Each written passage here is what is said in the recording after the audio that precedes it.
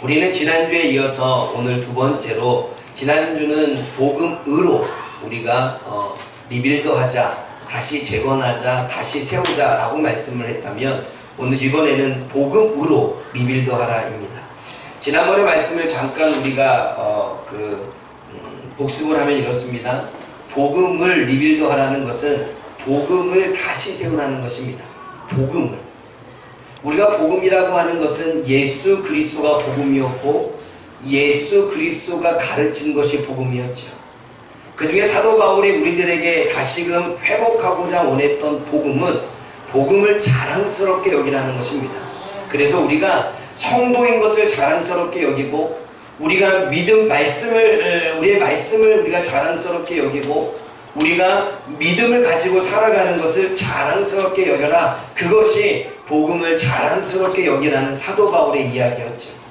두 번째는 복음의 능력을 믿어라 라고 이야기했습니다. 여러분, 복음에는 하나님의 능력이 나타납니다. 복음이 선포되는 곳에는 하나님의 능력이 나타나죠. 그래서 복음이 전하는 곳에는, 예수 그리스도의 이름이 전하는 곳에는 병든 자가 치유되기도 하고 삶의 변화가 일어나기도 하고 환경과 상황이 바뀌어지는 일들이 일어났습니다. 복음에는 능력이 나타났고 예수님의 이름에는 능력이 나타났습니다. 그리고 예수님의 이름의 능력이 저와 여러분들을 구원했고, 예수님의 이름이 수많은 사람들, 삭개오도 변화시키고 사마리아 여인도 변화시키고 또 강도 만난 사람, 이 레위인과 수많은 사람들의 마음까지도 변화시켰던 것이 복음의 능력이었죠. 그리고 복음의 능력은 하나님의 말씀의 응답, 하나님의 말씀의 성취로 이루어지는 것을 보게 되어집니다. 그러면 우리가 복음을 회복했다면 이제는 그 복음으로 우리는 신앙생활을 리빌드해야 됩니다. 복음을 회복했다면 그 복음으로 우리는 우리의 신앙생활을 다시금 세워가야 된다는 것입니다. 그러니까 제가 여러분, 신앙생활이 뭐냐라고 하는 정의를 좀 내려왔습니다. 신앙생활이 뭐냐라고 말할 때, 신앙생활의 정의는 하나님과의 관계를 중심으로 살아가는 삶이 신앙생활입니다. 하나님과의 관계를 중심으로 살아가는 삶, 그게 신앙생활이지요. 그리고 또 하나는 일상생활에서 하나님의 말씀의 가르침을 따르는 것, 그게 신앙생활입니다. 그리고 또 신앙생활은 하나님과의 관계가 깊어지는 것이 신앙생활이지요. 그러면 우리는 한번 생각해 봐야 됩니다. 우리는 하나님을 믿는 사람으로서 신앙생활을 해야 되는데, 우리가 신앙생활하는 삶이 하나님과의 관계 중심으로 우리가 삶을 살아가고 있는지, 우리가 일상생활 속에서 하나님의 말씀을 따르며 살아가고 있는지, 하나님과의 관계를 우리가 깊어지기 위해서 살아가고 있는지 한 번쯤 우리는 우리들의 신앙의 삶, 우리들의 신앙의 생활을 돌이켜봐야 됩니다. 그러면 여러분, 신앙생활의 내용은 뭐가 있을까요? 여러 가지가 있겠죠.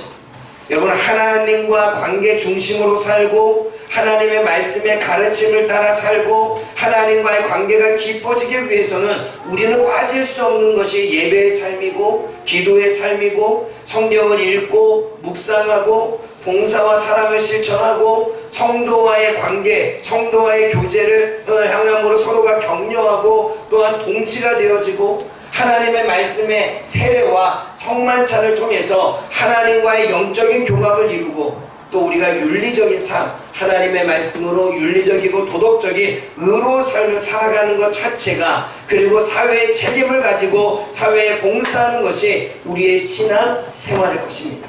어쩌면 이 땅에서 그리스도인들이 살아가는 그 삶이 신앙의 생활이겠죠. 그러면 그리스도인들이 신앙생활을 온전히 살지 못한다면 우리는 분명 우리들의 모습을 통해 예수 그리스도, 하나님, 성령님이 역사하심을 나타내거나 보여주지 못할 것입니다. 사랑하는 여러분, 우리가 리빌드하고 복음을 다시 세웠다면 그 복음으로 저와 여러분들의 신앙생활을 다시금 돌아보고 세워야 될 줄 믿습니다. 그러면 여러분, 오늘 저와 여러분들이 복음으로 다시 새롭게 해야 될 신앙생활은 무엇일까요? 그것은 로마서 1장 11절 말씀을 한번 읽어보겠습니다. 로마서 1장 11절 말씀 시작. 내가 너희 무기를 숨기고 너희를 번복해 하리라. 여러분, 사도 바울이 로마교회 성도들을 간절히 보고 싶어 합니다. 보고 싶어 하는 이유는 뭘까요? 여기서 간절이라고 하는 정말 간절히 너무나 무척 사모할 정도로 한번 보고 싶어서 잠을 못 잘 정도로 그렇게 보고 싶어 했다는 것입니다. 근데 보고 싶어 했던 그 이유가 영적인 은사를 나누어 주고 싶은 마음 때문이라고 말합니다. 여기서 영적인 은사라고 하는 건 영적인 선물을 이야기합니다. 그런데 이 영적인 선물은 아래쪽 보게 되면 복음을 이야기하지. 그 복음의 선물을 간절히 나눠주고 싶어서, 보고 싶어서 잠을 못 들 지경이라고 이야기를 하고 있습니다. 여러분, 우리가 신앙생활에 리빌드 해야 될 부분은 무엇입니까? 성도는 복음으로 강해져야 됩니다. 복음을 전하려고 했던 이유 중에 하나가 성도를 견고하게 하기 위해서라고 말합니다. 여러분 11절 말씀을 다시 읽어보십시오. 11절 크게 읽어봅니다. 시작. 내가 너희 무기를 간절히 원할 것은 어떤 신령한 은사를 너희에게 나누어줘 너희를 견고하게 하려 하니. 내가 너희를 보기 원하는 것은 영적인 선물을 나눠주는 이 영적인 복음을 너희들에게 나누어 주어 너희로 하여금 견고하게 하려 합니다 라고 이야기합니다. 견고하게 한다라고 하는 건 지탱하게 한다는 것입니다. 그리고 고정시킨다는 것입니다. 그리고 강하게 한다는 것입니다. 이게 무슨 말이냐면 넘어지거나 쓰러지지 않게 지탱해 주는 걸 의미합니다. 여러분, 우리가 몸이 힘든 사람이 넘어지거나 쓰러지거나 하려고 할 때 붙잡아 주지요. 그래서 그 사람을 지탱해서 움직입니다. 우리 박근혜 원사님이 얼마 전에 다리를 다쳐서 목발을 짚었죠. 그 목발을 이렇게 가끔 짚었습니다. 그죠? 그러다가 나중에 던져버렸죠. 그런데 여러분, 그거를 짚을 때 했던 이유는 뭡니까? 넘어지지 않기 위해서 나를 지탱하는 거죠. 오늘 그 단어를 쓰고 있습니다. 넘어지지 않게 지탱하기 위해서다라고 말합니다. 그리고 또 한 가지는 강한 바람이 세차게 불 때 텐트가 날아가거나 지붕이 날아가는데 텐트나 지붕이 날아가지 않도록 강하게 고정시키기 위함이다 라고 말씀하고 있습니다. 이 말은 외부적인 압력과 도전으로부터 자기를 지키고 넘어지고 쓰러지지 않기 위해 복음으로 강하게 해야 될 것을 사도 바울이 이야기를 하고 있는 것입니다. 당시에 로마의 박해는 이러했습니다. 로마의 박해가 어땠냐면 여러분들이 그림을 보면 알겠지만 사자의 밥이 되어졌습니다. 여러분, 로마 시대에 네로 황제가 방화범으로 그리스도인들을 지목합니다. 그러자 수많은 로마인들이 방화범으로 지목된 그리스도인들을 핍박하기 시작합니다. 그런데 그 핍박의 강도가 네로 황제 때 강했습니다. 사자밥이 되기도 하고 십자가에 거꾸려 매달아서 죽이기도 했습니다. 그래서 베드로는 십자가에 거꾸려 매달아 죽임을 당했죠. 어떤 사람은 말에 손과 발을 묶어서 사지를 찢어서 죽이기도 했고요. 또 어떠한 사람은 화형을 당하기도 했습니다. 그것이 로마 시대의 박해였습니다. 네로 황제가 방화범으로 지목한 그리스도인들은 사회적으로 매장을 당했고 그리고 배척을 당했을 뿐만 아니라 그리고 신앙 고백을 했다라면 신앙 고백 때문에 수없이 많은 어려움을 겪기도 했습니다. 그리고 로마의 박해뿐만 아니라 유대교와도 갈등을 빚었습니다. 보통 대부분 여러분 그리스도인들이 유대교에서 나온 유대인들이었기 때문에 배신자라고 낙인을 찍혔고 계속해서 그들과 갈등을 빚었습니다. 예수님을 하나님의 아들로 고백하고 구원자로 고백하면 그들과 갈등을 빚고 이단으로 간주해서 유대인들이 그리스도인들을 핍박하기 시작을 했죠. 그리고 또 하나는 이방 종교와의 대립이었습니다. 이방 종교와의 대립은 로마에는 수없이 많은 다양한 신들이 있었습니다. 그리고 우상을 섬겼죠. 사도 바울이 뭐라고 고백했냐면 우상을 섬기는 것 우리가 구원받지 못할 것이고 우상을 섬기는 것 헛된 일이라고 복음을 전했습니다. 그러자 이방 종교인들과 마찰을 빚게 되고 그들로부터 사회적으로 경제적으로 제재를 받았겠죠.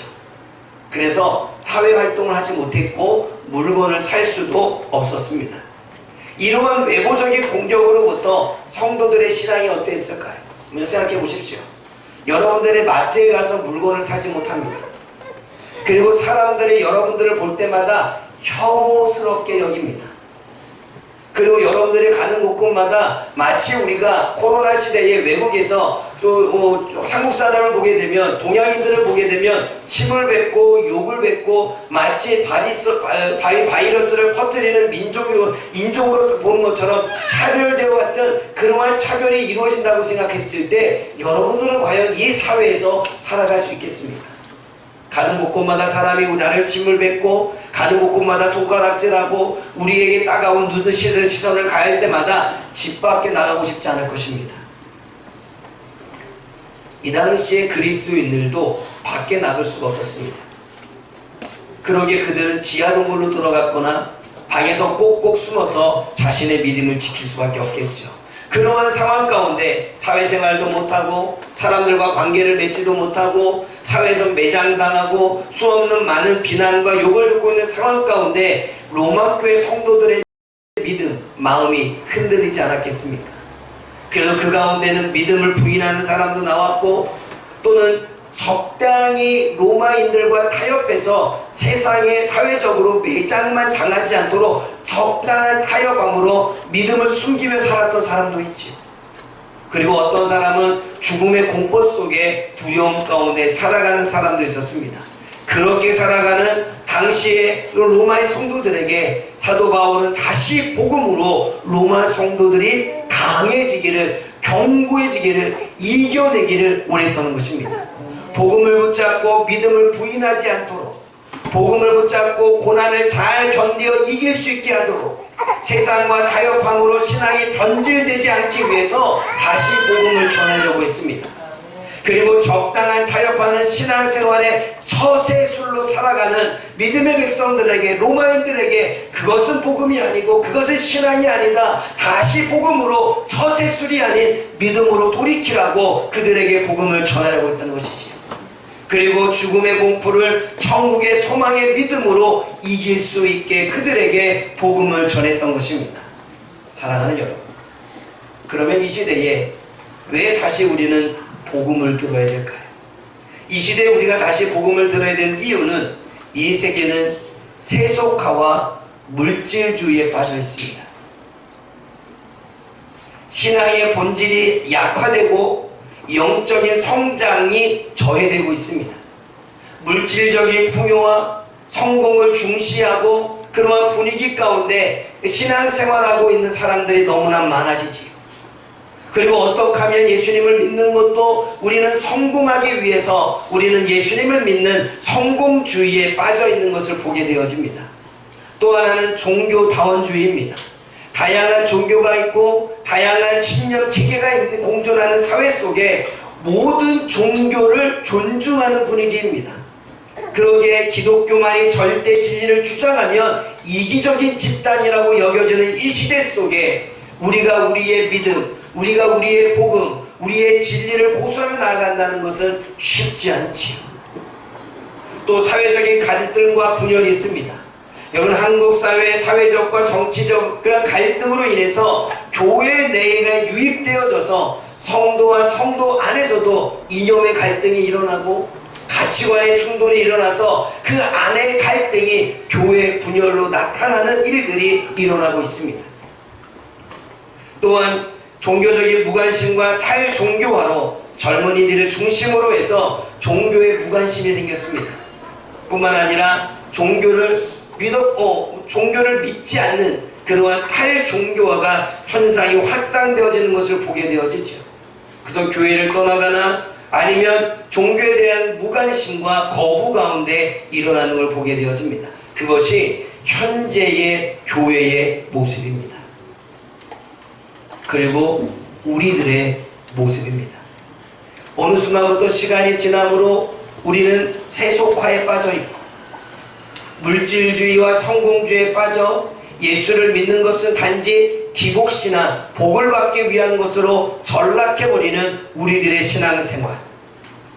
우리는 그렇게 말하지는 않지만 예수 그리스도만이 구원자라고, 예수 그리스도만이 있고 우리를 절대적으로 구워진다라고 고백은 하지만 우리들의 신앙생활은 이미 많은 우상, 물질이 우리를 구원할 수 있고 이 시대의 인맥이 우리를 성공으로 이끌 수 있고 예수님 외에도 다른 곳에서 도움을 받을 수 있다라고 하는 생각 가운데 우리는 종교다원주의, 우리들의 신념체계에 빠져간 신앙생활을 하고 있는 것입니다.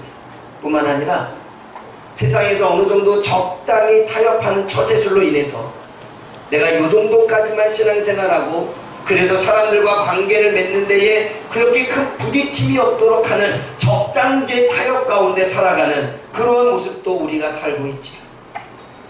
그렇게 살아가는 우리들의 삶 가운데 사도 바울은 지금 복음을 전합니다. 복음으로 강해져야 된다는 것입니다. 복음으로 우리가 견고해져야 된다는 것입니다. 복음으로 우리가 흔들리지 말라는 것입니다. 세상에 어떠한 세속화가 왔던 어떠한 물질주의나 성공주의가 다가왔던 거기에 현혹되지 말고 우리의 믿음을 지키라는 것입니다. 세상에서 어떠한 고난을 당하고 어떠한 핍박이 온다 할지라도 세상에서 우리가 진리를 고수하는데 우리를 이기적인 집단으로 매도한다 할지라도 그 가운데서 흔들리지 말고 버티며 인내하며 이겨내라는 것입니다. 그리고 세상 가운데 우리가 때로는 불합리화적으로 불이익을 당한다 할지라도 거기서 흔들리고 넘어지지 말고 우리가 끝까지 세상과 타협하지 않은 믿음으로, 처세술이 아닌 믿음으로 우리가 이 땅을 살아가야 된다라고 사도 바울은 이야기를 하고 있는 것입니다. 사랑하는 여러분, 로마교회 성도들은 바울의 복음을 듣고 예수님의 십자가의 사랑을 회복합니다. 세상과 적당히 타협하며 살았던 성도들이 회개를 하고 천국의 소망을 갖기 시작을 하지요. 그리고 세상의 세속화와 고난 속에 진리의 말씀을 붙들며 믿음으로 지켜냈습니다. 여러분, 사도 바울이 로마에 갈 때가 네로 황제가 다스릴 때였습니다. 그때의 핍박이 가장 심했지요. 그런데 핍박이 가장 심한 그때에 복음은 더 전파되어졌습니다. 그리고 핍박이 가장 그때에 순교하는 사람들이 더 많아졌습니다. 핍박이 강한 가장 그때에 많은 사람들이 순교하며 내가 천국을 소망하며 살겠다라고 그들은 하나님 앞에 기꺼이 죽음을 맞이하겠다라고 결단하며 자신의 믿음을 지켰던 것입니다. 사도 바울의 복음이 로마 교회를 변화시켰고 사도 바울의 복음이 세상과 타협을 다 끊어내게 만들었고 사도 바울의 복음이 그들로 하여금 믿음을 견고하게 하고 천국에 대한 소망을 갖도록 했다는 사실입니다. 사랑하는 여러분, 오늘 저와 여러분들의 사도 바울의 복음을 통해 저와 여러분들이 다시 한번 우리들의 신앙을 돌이켜보고 복음으로 신앙생활을 리빌드하기를 원합니다. 다시 세우기를 원합니다. 흔들려 있습니까? 때로는 세상의 두려움 때문에, 환경 때문에 우리의 믿음이 견고하지 못한 채 하나님에 대한 확신이 넘어지고 쓰러지고 그렇게 우리가 살고 있습니까? 그러한 상황 가운데 우리가 해야 될 건 복음으로 다시 한번 우리를 강하게 붙드는 것입니다. 그러기 위해서 주님은 사도 바울을 통해 로마 교회에 편지를 보내고 있는 거죠. 두 번째는 13절의 이야기입니다. 우리 13절 말씀 읽어봅니다. 함께 읽어봅니다. 시작. 흔들라 내가 여러 번 너희에게 가고자 한 것을 너희가 모르기를 원하지 아니하노니 이는 너희 중에서도 다른 이방인 중에서 같이 열매를 맺게 하려 하는데 지금까지 그리 막혔다. 그럼 오늘 1장 13절에 또 로마교회 성도들에게 여러 번 가고자 했지만 막혀져서 가지 못했다고 말합니다. 그런데 가려고 했던 것은 다른 이방인들 사이에서 열매를 맺는 것처럼 열매를 맺게 하기 위해서 가고자 원합니다. 다른 이방인들 사이에서 열매를 맺었다는 것, 다른 이방 사람들이, 로마인들이, 그리스인들이 전도를 당해서 그런 많은 사람들이 복음으로 돌아왔던 거지요. 그런데 그 안에서 이 복음으로 돌아왔던 이 시기가 이제는 멈춰진 시기가 되어져서 계속해서 전도의 열매가 맺어지지 않는 것입니다. 그 사도 바울은 다시 한번 전도의 열매가 맺어지기 위해서 너희들에게 복음을 전할 필요성을 느꼈다는 것입니다. 여러분, 제가 열매의 종류에 대해서 성경을 좀 찾아봤습니다. 성경에는 여러 가지 열매가 있죠. 우리가 복음으로 신앙생활을 리빌드해야 되는 두 번째는 복음으로 열매를 맺으라는 것입니다. 그럼 열매가 뭐냐는 거죠. 물론 오늘 본문에서 열매는 전도의 열매를 이야기합니다. 그러나 성경에서의 열매는 전도의 열매가 아니라 수없이 많은 열매를 이야기하죠. 여러분, 식물의 열매도 열매이고 또 우리가 자녀를 낳으면 낳은 것도 열매지. 그래서 씨를 뿌리면 수확을 걷는 그 수확의 열매에 대한 이야기를 합니다. 그리고 태의 열매를 이야기하죠. 자녀의 후손의 축복에 대한 열매를 이야기합니다. 그리고 자신의 행위의 열매를 합니다. 내가 행한 대로 우리가 하나님이 갚아주시는 것처럼 행위의 열매가 있다는 것입니다. 우리가 순종하면 순종의 열매가 있고 우리가 불순종하면 불순종의 열매가 있다는 거죠. 그게 행위의 열매입니다. 의인의 열매가 있습니다. 이 의인의 열매는 의의 열매죠. 우리가 잠언서를 묵상할 때 의인의 열매가 있었습니다. 그 의의 열매는 지혜롭게 행동하는 열매였죠. 분별하는 열매였고 옳고 그름을 알아서 명철 있게 통찰력 있게 행동하는 열매였죠. 그래서 의인의 열매는 지혜로운 사람을 이야기하고 분별하는 사람을 이야기하고 의롭게 살아가는 사람을 이야기합니다. 또 어떠한 열매가 있습니까? 입의 열매가 있죠. 입의 열매는 우리가 한 입으로 찬송할 수도 있고 한 입으로 저주도 할 수 있는 것처럼 입의 열매를 맺는다고 말합니다. 너의 말이 내 귀에 들린 대로 내가 시행하겠다라고 하는 건 입의 열매가 있다는 것입니다. 우리가 입을 통해서 믿음을 선포하면 믿음의 열매를 거둘 것이고 우리가 입으로 불평하고 원망하면 불평과 원망의 삶을 거둘 거라고 말합니다. 입의 열매가 있다고 말씀합니다. 그리고 손의 열매가 있다는 거죠. 손으로 봉사하는 것만큼 우리가 대접을 받는다는 거예요. 손대접은 우리가 대접하는 것만큼 대접을 받는다는 것입니다. 내가 대접하지 못하면 대접받지 못한다는 것입니다. 내가 봉사를 하면 누군가하고 나에게도 도움의 손길을 주지만 내가 누군가에게 도움의 손길을 주지 않으면 주지 않는다는 거죠. 이게 손의 열매라는 것입니다. 그리고 마음의 열매가 있습니다. 마음의 열매는 내가 이 마음에 선함이 있으면 선한 마음의 열매를 맺을 것이고 이 마음이 악한 열매가 있으면 악의 열매를 맺겠죠. 이 마음이 좋은 마음이라면 좋은 열매를 맺겠지만 삐뚤어진 마음이라면 삐뚤어진 마음의 열매를 맺겠죠. 한 가지 예를 들면 이렇습니다. 한 친구랑 두 친구죠. 두 친구랑 대화를 하다가 한 친구가 이런 얘기를 합니다. 이런 얘기를 하죠. 목사님, 다른 친구들이 나를 무시해요 라고 말해요. 그래요? 그럼 내가 그 친구에게 물어봤습니다. 어떻게 한 게 무시니? 라고 이야기했는데 친구를 기다렸는데 그러니까 뭐 같이 놀려고 기다렸는데 나랑 같이 놀 거야 라고 했는데 아무 말도 없이 지가 싹 지나갔기 때문에 자기를 무시했다고 말합니다. 그랬더니 그 앞에 있는 친구가 어떻게 그게 무시야?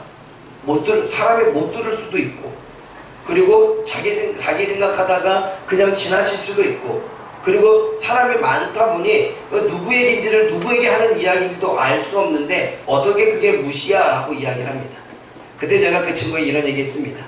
네가 무시를 당하는 이유는 네가 무시라고 느끼는 이유는 뭘까? 네가 왜 그것을 무시라고 해석을 했니? 라고 말했을 때 잘 모르겠는데요 라고 말합니다. 그 친구가 모르기 때문에 내가 대답했습니다. 네가 그동안에 오랫동안 무시당해 왔기 때문이야. 네가 학교에서나 친구들에게 왕따를 당하고 친구들이 놀아준다면 놀아주지 않고 그리고 친구들이 너를 피하는 것 같고 그런 모든 상황이 너에게는 무시로 다가왔겠지. 그럼 한 가지 너한테 질문하자. 친구가 너를 왜 무시했다고 생각하니? 왜 너를 놀아주지 않고 너를 왕따시켰다고 생각을 하니? 라고 말할 때 제가 승질을 해서요. 현성이와의 이야기입니다. 그랬더니 그 아이가 그런 얘기하길래 그래 맞아. 네가 네 분노를 참지 못하고 네가 누군가가 나에게 해를 주면 너는 가서 복수를 했어. 그리고 그 순간 참아야 되는데 네가 무시당했다는 느낌 때문에 네가 그렇게 자기를 폭발해서 성질을 냈어. 그러니 어때? 너는 그 상황에서 무시를, 내가 이미 무시당했다는 마음이 있으니 그것을 무시당했다라고 해석한 거지. 내가 볼 때는 하지 않을 수도 있지. 그럴 때 앞친구가 무시당하지 않은 분의 이야기를 합니다. 그러면서 또 이야기했어. 네가 볼 때는 현성이가 변했니 안 변했니? 많이 변했다고. 많이 변했다고 이야기를 해요. 그러면서 씩 좋아하더라고요. 여러분, 삐뚤어진 마음은 삐뚤어진 해석을 낳습니다. 우리 마음이 선하지 못하고 좋지 못하고 옳지 못하면 삐뚤어진 마음은 삐뚤어진 눈으로 보고요, 삐뚤어진 것으로 해석합니다. 내가 상처를 입었으면 우리는 그 상처를 해석하기 시작하죠. 그게 모든 인간관계의 모든 모임에서 나오게 되죠. 여러분, 마음의 열매가 이렇게 맺혀지는 것입니다. 내가 삐뚤어진 마음은 삐뚤어지게 보는 것으로, 삐뚤어지게 해석하는 것으로, 삐뚤어지게 반응하는 것으로, 내가 좋은 마음과 선한 마음이 있다면 좋은 마음과 선한 마음으로 대하게 되어져 있겠죠. 이게 성경에서 말하고 있는 마음의 열매입니다. 또 거룩함에 이르는 열매가 있겠죠. 그리고 우리가 잘 알고 있는 성령의 열매가 있습니다. 그리고 전도의 열매가 있죠. 복음의 씨앗을 부려서 첫 열매를 얻었다라고 하는 건 전도의 열매겠죠. 성경에서 그 사랑과 희락과 온유와 충성과 이런 것은 영적인 열매, 성령으로 맺어진 열매겠죠. 여러분, 성경에는 이렇게 다양한 열매를 이야기하고 있습니다. 그래서 디도서 3장 14절에 뭐라고 말씀합니까? 함께 한번 읽어보겠습니다. 디도서 3장 14절 시작. 또 우리 사람들도 열매 없는 자가 되지 않게 하기 위하여 필요한 것을 예리하는 좋은 일에 입쓰기를 배우게 하라. 열매 없는 자가 되지 말라는 것입니다. 여기서 말하고 있는 열매 없는 자는 우리는 모두가 열매를 맺습니다. 뿌린 대로 거두게 되지요. 우리는 악한 말을 뿌리면 악한 말로 돌려받고, 우리 누군가에게 실수를 하게 되면 우리는 복수로 돌려받습니다. 모든 삶에는 열매가 있습니다. 내가 하나님 앞에 심은 대로 거두는 것처럼, 우리가 사람들한테 심은 대로 거두는 것처럼 우리는 열매를 맺는데, 여기서 말하고 있는 열매 없는 자는 좋은 열매를 이야기하겠죠. 선한 열매를 이야기하겠죠. 우리가 기도를 했으면 기도에 응답되는 열매를 이야기하겠죠. 말씀에 순종을 했으면 말씀의 순종에 따른 하나님의 복된 열매를 이야기하겠죠. 우리의 의로운 열매, 지혜롭게 행동했기에 지혜롭게 행동한 그 열매를 받아먹는 걸 이야기하겠죠. 그 이야기가 베드로서 1장 8절도 이야기합니다. 함께 읽어봅니다. 베드로서 1장 8절 시작. 여러 것이 너에게 있어 부족한즉 너희로 우리 주 예수 그리스도를 알기에 게으르지 않고 열매 없는 자가 되지 않게 하려니와. 여러분, 열매 없는 자가 되지 말라는 것입니다. 로마 교회는 열매가 있었습니다. 여러분, 로마 교회가 수없이 많은 사람들이 믿음의 사람이 될 수 있었던 건 전도의 열매가 있었죠. 예루살렘에서 성령을 경험한 사람들이 로마에 가서 복음을 전했고, 그 복음의 은혜를 누린 사람들이 또 복음을 전했고, 또 복음을 전해서 많은 사람들이 복음을 듣고 예수님께로 돌아온 것이, 그리고 그렇게 세워진 것이 로마 교회였습니다.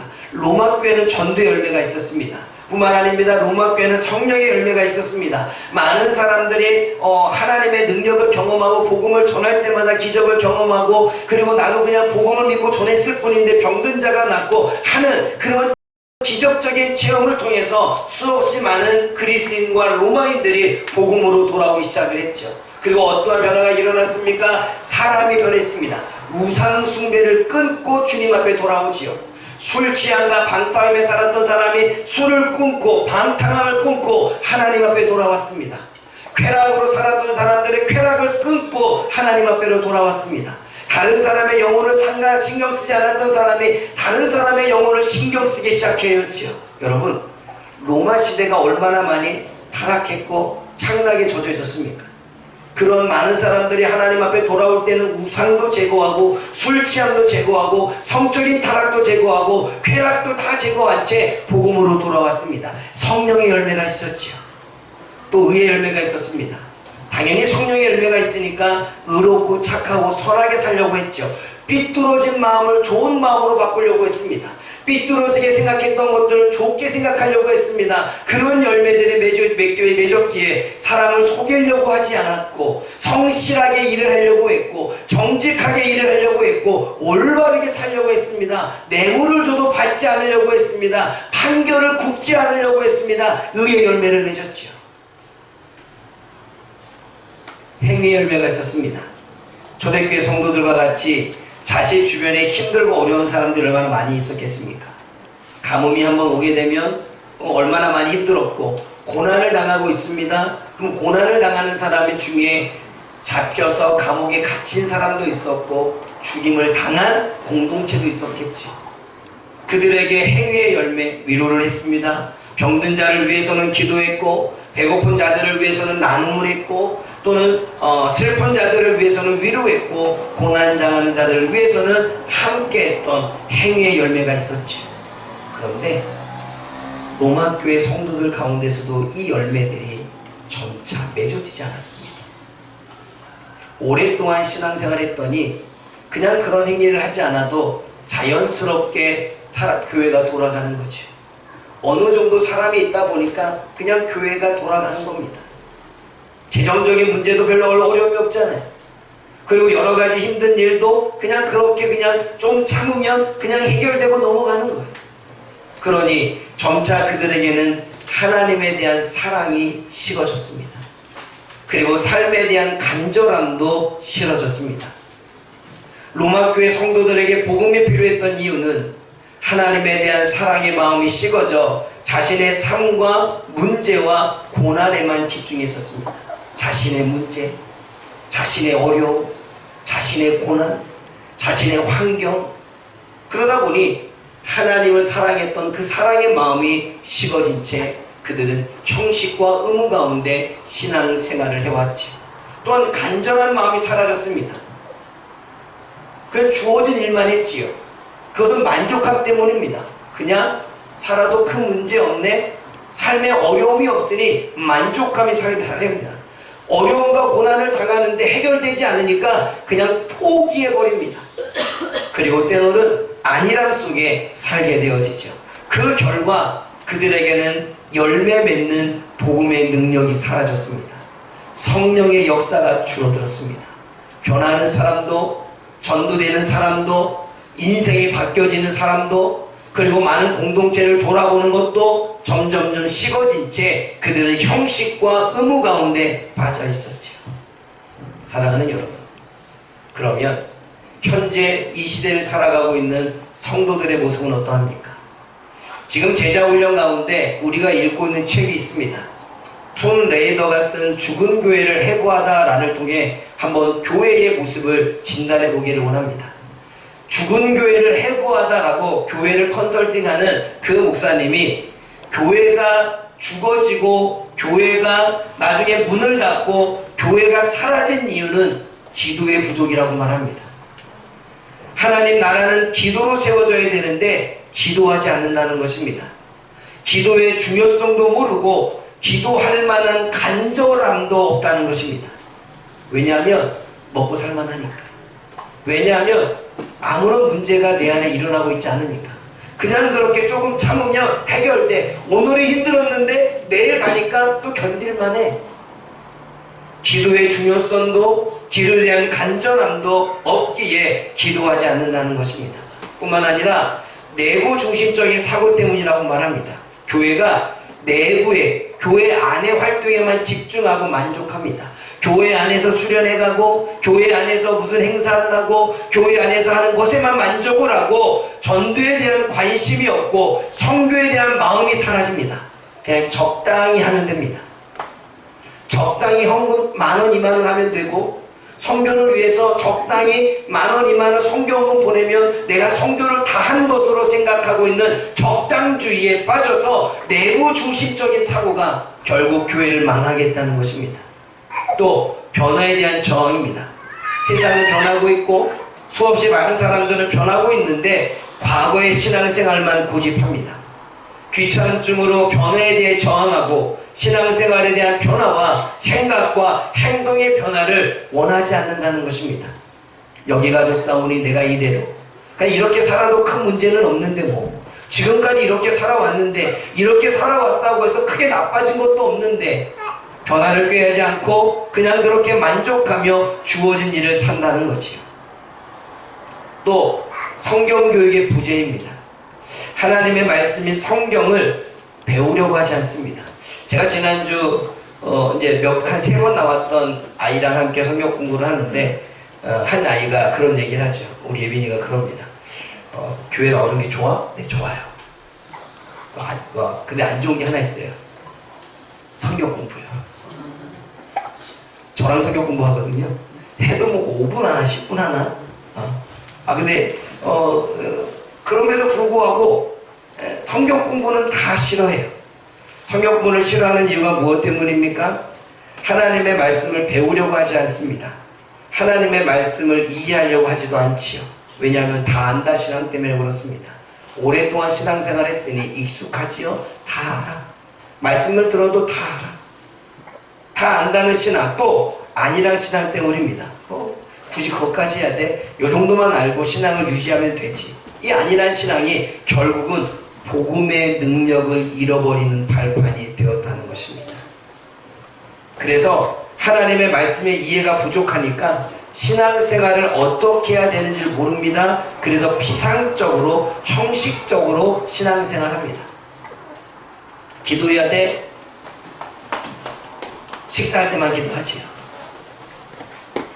의롭게 살아야 돼? 나쁜 마음 품지 않으려고만 살아가죠. 그 어느 정도의 적당히 선을 맞춰서 의무와 비상적으로, 형식적으로 살아가는 삶이 되어집니다. 또 하나의 문제는 지역사회의 단절과 전도의 부재라고 하는 사실이지요. 지역사회와 소통하지 않고 교회가 지역사회에서 이기적인 이야기를 들으면서 지역사회와 단절된 채 나아가지 않으려고 합니다. 그래서 이기적인 집단으로 매도되고 있는 상황이죠. 그러한 부분이 교회가 죽는 이유고 교회가 해체되는 이유라고 말합니다. 사랑하는 여러분, 이 모습을 교회인 저와 여러분의 모습과 비춰봅시다. 제가 제자훈련하면서 미국에 있는 교회를 진단한 진단이지만 이것을 통해서 한국 교회를 진단하고 그리고 교회인 우리의 모습을, 우리들의 신앙을 진단해 보자고 이야기했습니다. 우리는 얼마나 기도합니까? 우리는 얼마나 말씀을 배우기를 간절히 원하고 있습니까? 우리는 얼마나 전도에서 복음의 열매를 뿌려서 전도하고자 원하는 이 마음이 있습니까? 우리는 한 번쯤 돌아봐야 돼요. 사랑하는 여러분, 하나님은 뿌린 대로 거둔다고 말합니다. 복음의 씨를 뿌리지 않으면 전도의 열매를 맺을 수 없지요. 기도를 심지 않으면 기도의 응답을 받을 수는 없습니다. 우리가 하나님께 물질을 심지 않으면 물질의 복을 받을 수 없습니다. 우리가 다른 사람을 섬기고 봉사하고 대접하는 사랑을 심지 않으면 우리 또한 섬김과 대접을 받을 수 없지요. 여러분, 우리는 심어야지만 거둘 수 있는 것이 영적인 원리입니다. 사랑하는 여러분, 하나님은 사도 바울을 통해 로마 교회가 다시 한번 전도의 열매, 성령의 열매, 의의 열매, 행위의 열매를 맺을 수 있도록 하기 위해 복음을 전하려고 하는 마음을 주신 것입니다. 사랑하는 여러분, 오늘 이 시점에, 이 시대에 한국교회의 모습뿐만 아니라 교회의 저와 여러분들의 모습을 통해 우리가 신앙생활을 한번 진단해 보기를 원합니다. 우리에겐 복음이 필요하지 않겠습니까? 복음으로 우리도 열매 맺는 삶을 살아야 되지 않겠습니까? 만약 하나님이 우리에게 질문합니다. 너 이 땅을 살아가면서 이 땅에서 구원을 받은 백성으로서 몇 명을 구원했니? 라고 물어봅니다. 우리는 구원한 열매가 있습니까? 내가 이 땅에서 하나님의 말씀을 믿고 그 말씀대로 살았던 순종의 열매를 주님이 우리에게 원하신다면 너는 얼마나 순종의 열매를 거두었니? 라고 묻는다면 우리는 무엇이라고 대답하시겠습니까? 사랑하는 여러분, 고난 속에서도 복음 전파가 진행되었고 황제의 핍박 속에서도 서로가 위로하며 믿음을 지킬 수 있었던 것은 그들에게는 복음의 열매를 맺어지는 하나님의 은혜가 있었기 때문입니다. 복음으로 하나님의 사랑을 회복했습니다. 여러분, 우리가 열정으로 가지 못하는 이유는 이미 우리는 오랫동안 신앙생활에서 지치고 힘들고 오래된 신앙생활로 인하여 하나님을 가졌던 그 사랑이 식어졌습니다. 처음에는 하나님 때문에 교회를 나왔고 하나님 때문에 전도했고 하나님 때문에 성경 공부를 했고 하나님을 사랑해서 헌금도 드렸고 하나님을 사랑해서 봉사도 했습니다. 그러나 어느 정도 지나고 나니까 사람과 부딪히고 환경과 부딪히고 그리고 여러 가지 일들이 생기고 내 안에 내 삶의 문제가 급하다 보니 어느 순간 하나님을 향한 사랑이 잃어버렸습니다. 그래서 하나님의 사랑은 잊어버린 채 그냥 그렇게 주어지는 일만 적당하게 살아가는 신앙의 모습이 우리들의 모습은 아닐까요? 그럼 우리는 무엇을 회복해야 됩니까? 하나님을 향한 사랑, 그리고 우리의 간절한 마음이 회복될 때 우리는 우리의 삶 가운데 열매를 맺으려고 하는 열정과 노력이 일어날 것입니다. 그것이 전도의 열매든 그것이 성령의 열매든 하나님의 말씀대로 살려고 하는 열매이든 행위로 행하는 열매이든 우리는 그 모든 열매는 하나님의 사랑하는 마음이 회복되어질 때 일어날 것입니다. 그러므로 사랑하는 여러분, 저와 여러분들이 열매를 맺는 자가 되기 위하여 하나님을 사랑하는 마음을 회복할 수 있기를 주님의 이름으로 부탁을 드립니다. 마지막 17절 말씀 읽어봅니다. 17절입니다.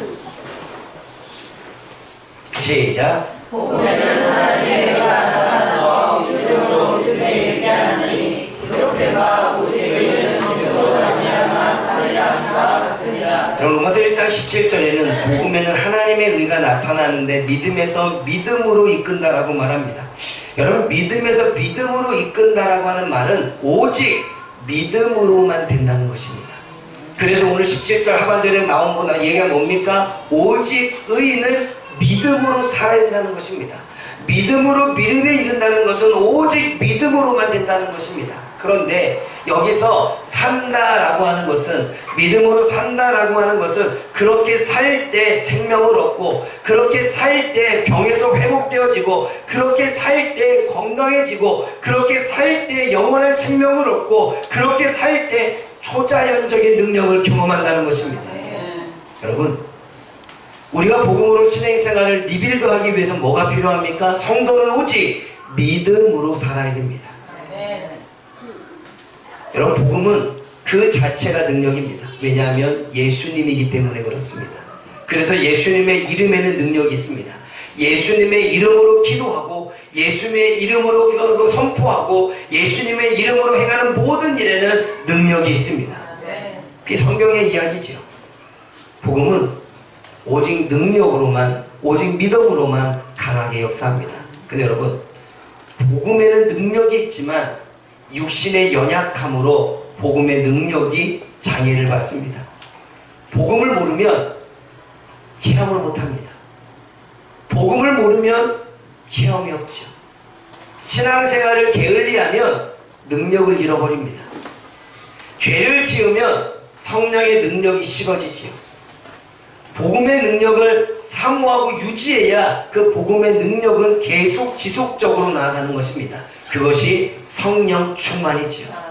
내가 오늘 기도했다고 성령 충만하는데 내일 기도하지 않는데 성령 충만할까요? 아니요. 성령 충만은 매일같이 유지해야 되는 것입니다. 우리가 복음을 누리면 체험할 수 없고 신앙생활을 게을리하면 능력을 잃어버리듯 연약한 육신 때문에 우리는 복음의 능력을 제재를 당하게 되어집니다. 그러므로 사랑하는 여러분, 로마교회 성도들이 로마의 박해와 유대인들의 공격과 이방인들의 핍박으로 인해서 믿음이 흔들렸죠. 믿음이 흔들리니까 그들에게는 공포와 두려움이 다가왔고 그 공포와 두려움이 수많은 생각을 갖게 했습니다. 여러분도 두려움을 가질 때, 여러분들 인생에 불안을 당할 때 머릿속에서는 수많은 생각이 다가옵니다. 내 인생이 내 마음대로 풀리지 않는데 머릿속에는 수많은 생각들이 다가옵니다. 로마교회 성도들도 그러했겠죠.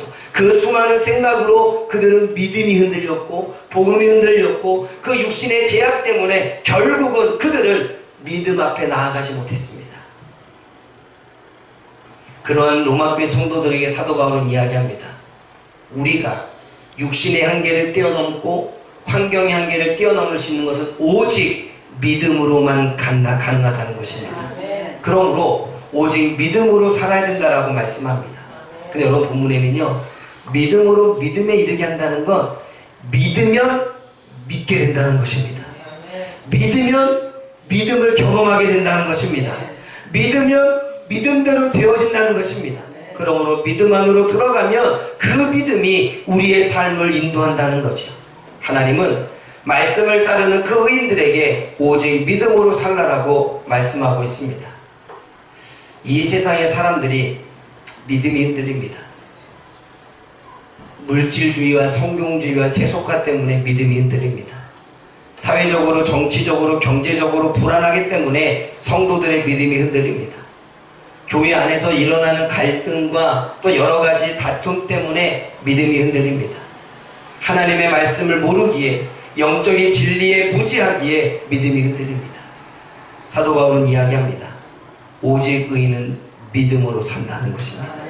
믿음을 붙들 때 그 믿음이 우리의 삶의 능력으로 나타난다는 것입니다. 여러분, 믿음으로 산다는 건 믿음으로 가능하게 된다는 것입니다. 여러분, 오늘 저와 여러분들의 복음을 믿을 때 그 믿음으로 가능하게 되는 것입니다. 여러분의 삶에 문제가 있습니까? 믿을 때 그 믿음은 믿음으로 가능하게 되어지는 것입니다. 예수님의 이름을 우리가 믿지요. 그런데 예수님의 이름을 함부로 말하거나 헛되이 말하는 것이 아니라 우리는 오직 예수님의 이름을 믿음으로 모든 것이 가능케 됨을 우리는 믿어야 되는 것입니다. 성령님의 이름을 믿을 때 우리는 능력의 역사가 일어남을 믿어야 되는 것입니다. 근데 여러분, 우리는 예수님의 이름을 안 부르지 않습니다. 우리는 오늘도 성령님의 이름을 안 부르지 않습니다. 근데 왜 능력이 나타나지 않을까요? 왜 역사가 나타나지 않을까요? 왜 삶이 해결되지 않고 인생이 달라지지 않을까요? 예수님의 이름을 부르고 있고 성령님의 이름을 부르고 있는데 왜 능력은 나타나지 않습니까? 단 하나입니다. 예수님의 이름을 믿고 부르느냐입니다. 성령님의 이름을 믿고 부르느냐입니다. 하나님의 이름을 믿고 부르느냐입니다. 여러분, 잠언서에 이런 말씀이 있었습니다. 하나님의 이름은 견고한 망대라. 의인은 그리로 달려가서 안전함을 거한다. 하나님의 이름에는, 오늘 속으로 몸에서 나오겠지만 하나님의 이름에는 제가 찾아낸 게 20가지여서 20가지를 속으로에서 한번 이야기를 들을 것입니다. 하나님의 이름은 20가지, 20개의 성품, 20개의 능력이 있습니다. 병을 고치시고 먹을 것을 주시고 우리를 인도하여 주시고 예비해 주시고 능력을 주시고 승리케 하여 주시고, 모든 주님의 이름, 우리가 그 이름을 믿고 이름을 부르냐 이거죠. 그냥 형식적으로 하나님, 예수님, 성령님 부르는 게 아니라 하나님의 이름의 능력을 믿고 그 하나님의 이름을 부르냐는 거죠. 구원자이신 그 하나님이 우리의 삶의 구원자, 내 삶의 모든 삶으로부터 풍랑을 잠잠케 하고 우리를 치유케 하고 사단의 손에서 건져주실 그 이름의 능력을 믿고 그 이름을 부르냐는 거죠. 성령께서 오늘도 우리와 함께 하셔서 내 삶에 능력을 주시고 어려움 가운데 해낼 수 있도록, 믿음으로 지킬 수 있도록, 우리가 인내할 수 있도록, 고난에서 견뎌낼 수 있도록 그 이름을 믿고 부르냐는 거죠. 이름을 믿지 못하고 부르면 능력은 없습니다. 그래서 오직 믿음으로만 가능한 것입니다. 하나님의 이름을 믿으십시오. 예수님의 이름을 믿으십시오. 그리고 성령님의 이름을 믿으십시오. 복음을 믿으십시오. 저와 여러분의 삶에 능력이 나타날 것입니다.